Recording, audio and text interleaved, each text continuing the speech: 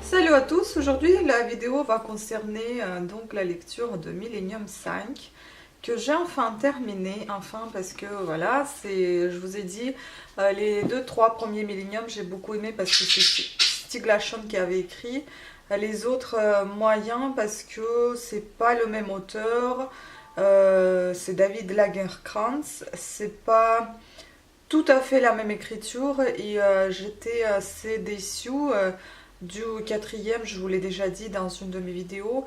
Et dans celle-ci, bah, je voudrais vous exposer un petit peu pourquoi était enfin, ma petite déception aussi concernant Millennium 5. Tout simplement parce que, bon, ce qui était bien, le point positif pour moi, c'est que ça commençait par le personnage principal, donc Lisbeth Salander. J'apprécie énormément ce personnage, mais là, elle était un petit peu trop, comment dire, pas, enfin, c'était un petit peu trop montré, encore plus violemment, encore plus, enfin, au premier degré. Donc vraiment, vraiment très, très spécial. Donc, ce qui était étonnant, c'est que ça a commencé par le fait qu'elle était dans la prison. J'ai pas très bien compris pourquoi. Enfin bon, après j'ai commencé à comprendre. Euh, Ça, bon, ça a été encore un point plus ou moins positif. Après, ce qui a commencé à être moins positif, c'est le fait que ça parle pas mal de la religion. Je n'aime pas les livres qui parlent de la religion. Chacun ses points de vue. Moi, j'ai le mien. Et pas bon, celui qui est exposé dans Millennium 5, je n'apprécie pas vraiment. Donc, c'était pas vraiment pour moi ce style de parler de la religion. Non.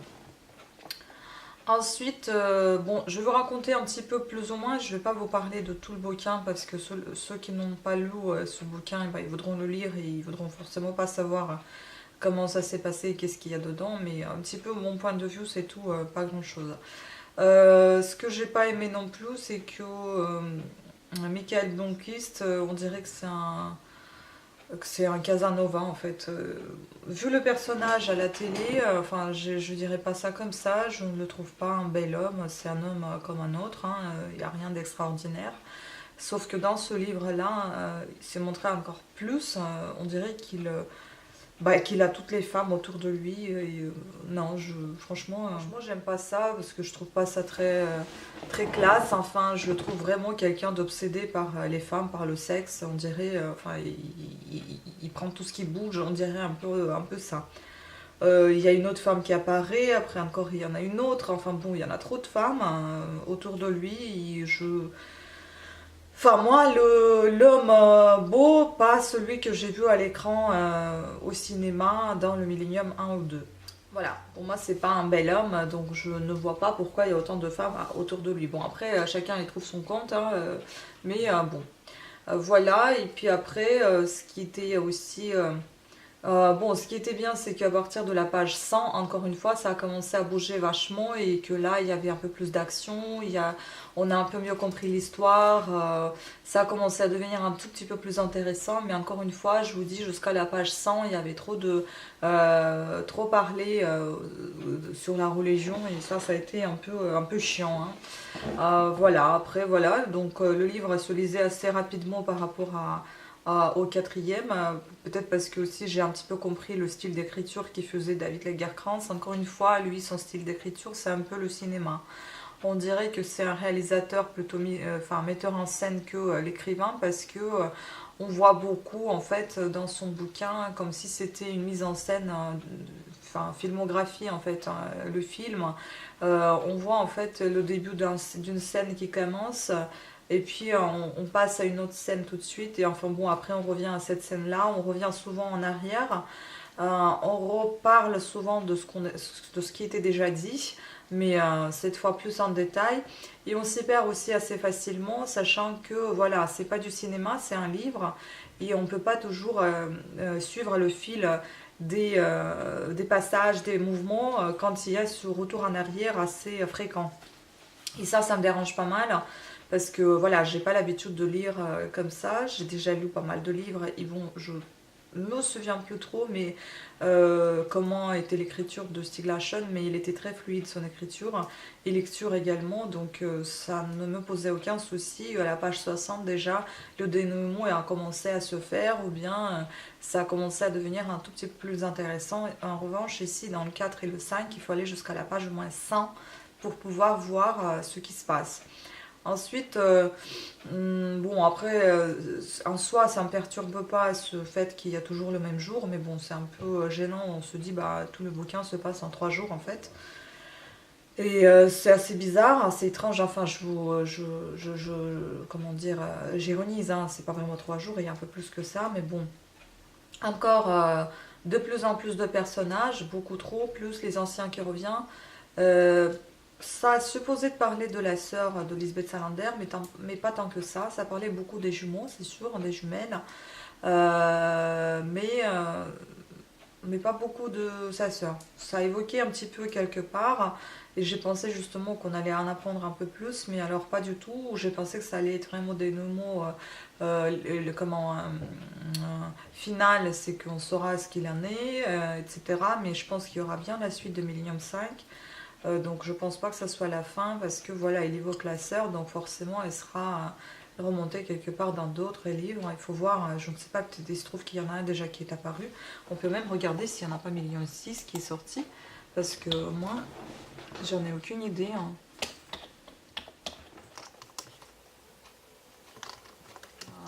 Non, il n'y a pas Millennium 6, mais à mon avis... Ah bah si, il y a Millennium 6, vous voyez. Il y a Millennium 6 qui est déjà sorti.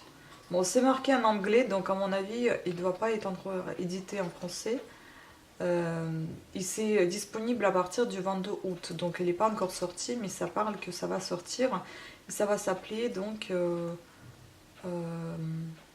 la traduction, c'est une autre personne. Maintenant, c'est plus la femme qui avait traduit, ça sera George Goulding.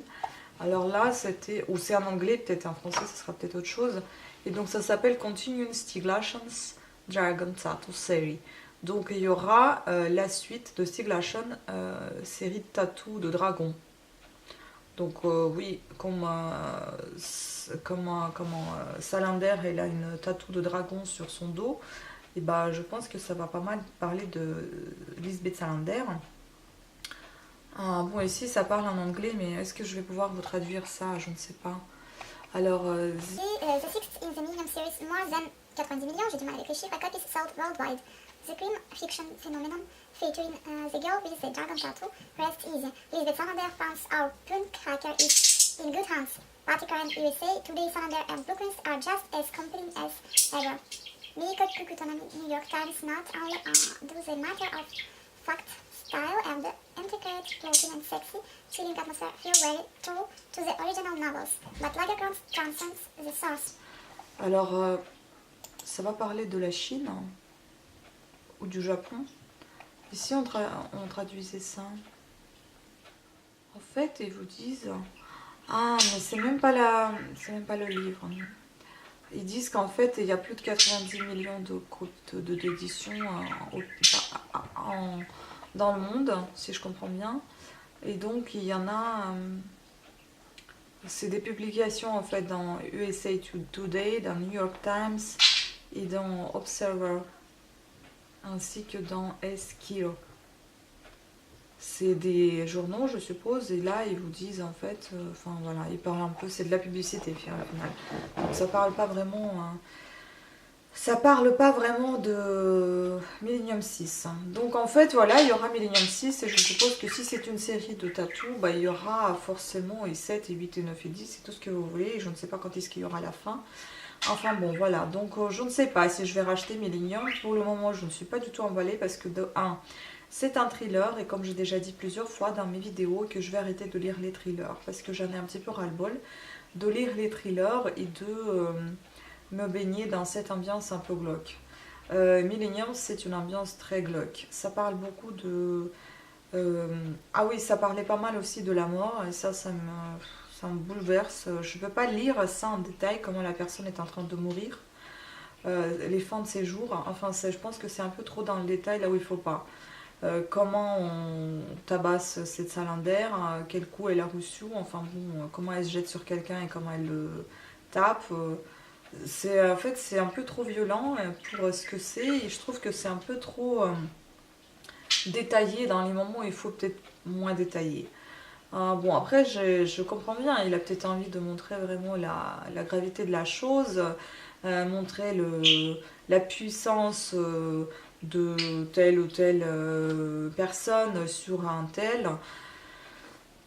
Possible, hein, pour vous, que vous soyez vraiment dans cette ambiance très glauque et très difficile à digérer, parce que honnêtement, lire quand quelqu'un est en train de rendre l'âme, ou quand quelqu'un est en train de mourir et l'autre est en train de le regarder, il ne peut rien faire, même s'il essaie de faire quelque chose, et il n'y peut rien.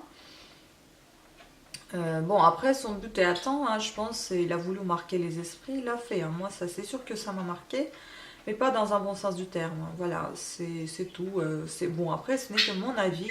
Il y a des gens qui aiment beaucoup de lire les thrillers, il n'y a aucun souci. Moi, c'était pareil pour moi il y a quelques années de ça. J'adorais lire les thrillers.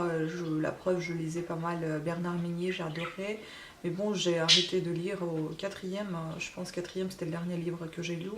N'étant pas la lumière. Non, cette putain d'histoire. Et puis j'ai arrêté parce que c'était encore une fois aussi très glauque, et ça partait trop dans les détails. Et c'était vraiment très violent et puissant dans le truc, enfin dans le roman vraiment noir, hein. C'était vraiment polar noir, comme celui-ci d'ailleurs. Donc voilà, ça commence à me fatiguer. Donc de un, je vais arrêter de lire les thrillers, et de deux, c'est que je vais peut-être passer au livre à poche, parce que je trouve que c'est vraiment énorme. Ça coûte cher, ça coûte 23 euros. Et pour vous dire, moi comment dire, je tremble, enfin j'ai souvent un bouquin avec moi dans les transports, parce que maintenant j'ai beaucoup de chemin à faire, donc je prends un livre avec moi, et je pense que le mieux ce serait un petit livre, donc livre de poche, et pas celui-ci. Après, vous allez me dire que c'est plus simple d'acheter un livre numérique, oui sûr, vous pouvez avoir plusieurs livres dessus, mais moi je n'aime pas, parce que j'aime bien avoir le papier entre les mains, j'aime bien le feuilleter, etc. Ça c'est mon côté un peu ancien, mon côté un peu authentique. Je n'aime pas trop les nouveautés. Ça dépend. Voilà, donc c'est tout, hein. Et puis la chose agréable pour moi, c'était le fait que j'ai lu à la fin du livre, c'était marrant, dans l'épilogue, et remercier, en fait, pas dans l'épilogue, dans les remerciements, il remercier les personnes à qui il a dû avoir le recours pour écrire ce livre. Et donc il remercie une certaine Svetlana Bayaleka-Lagerkrantz. C'est le même nom de famille que lui, donc je me demande si c'est pas quelqu'un de sa famille, ou bien c'est juste un nom pareil. Je sais pas s'il est assez courant en Suède, ce nom-là. Moi, je l'ai jamais entendu en tant que tel, et je pense que ça ressemble plus à un nom allemand que suédois. Et donc, Svetlana, bah, ça m'a fait plaisir. On dirait que c'est moi qu'on me remercie. Bon, c'est loin d'être le cas, mais ça faisait plaisir. Bon, bah, c'est pas pour autant que je vais garder ce livre. Mais bon, voilà, il est lourd, c'est cool, je suis contente. Maintenant, je les mets en vente. Celui-ci, les quatre premiers. Et comme ça, voilà, je n'en veux pas chez moi les thrillers. Que les livres historiques, peut-être sur la guerre, pourquoi pas, mais c'est histoire. Que les livres psychologiques, enfin psychologiques pas dans le sens thriller psychologique, mais sur la psychologie, le fonctionnement de la personne, etc. Les livres un peu light, hein, j'ai pas envie d'avoir ça à la maison. Bon, de temps en temps, c'est sûr que je vais me permettre d'en acheter, parce que je suis quand même quelqu'un qui revient souvent à son initial, enfin à ses débuts. J'aime beaucoup lire quand même un peu de tout, mais voilà, ça se peut que je reviens quand même à des thrillers à un moment ou à un autre. Mais pour le moment, j'ai vraiment envie de me libérer la tête et le cerveau de tout ce qui est un peu méchant, mauvais et glauque. Voilà, et lire quelque chose d'assez sympa. Mais on est encore moins du compte, parce que j'en ai encore des thrillers à la maison. Donc Amelia, je crois que ça s'appelle, que j'ai envie de lire. Bon, c'est pas un thriller, mais c'est un truc un peu psychologique qui est, je pense, un peu bouleversant et difficile, notamment pour les mères.